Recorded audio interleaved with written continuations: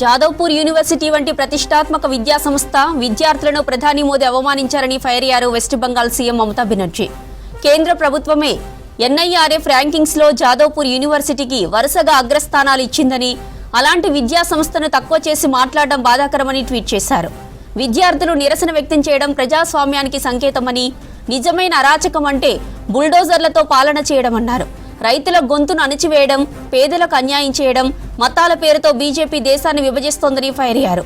మణిపూర్ అల్లర్లను పట్టించుకోకుండా ఎన్నికల రాజకీయాల్లో మునిగిపోవడం కూడా అరాచకమేనని విమర్శించారు మమతా బెనర్జీ.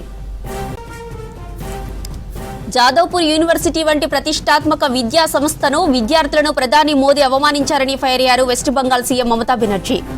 కేంద్ర ప్రభుత్వమే ఎన్ఐఆర్ఎఫ్ ర్యాంకింగ్స్ లో జాదవ్పూర్ యూనివర్సిటీకి వరుసగా అగ్రస్థానాలు ఇచ్చిందని, అలాంటి విద్యా సంస్థను తక్కువ చేసి మాట్లాడడం బాధాకరమని ట్వీట్ చేశారు.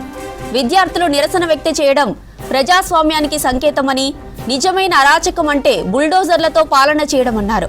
రైతుల గొంతును అణచివేయడం, పేదలకు అన్యాయం చేయడం, మతాల పేరుతో బీజేపీ దేశాన్ని విభజిస్తోందని ఫైర్ అయ్యారు.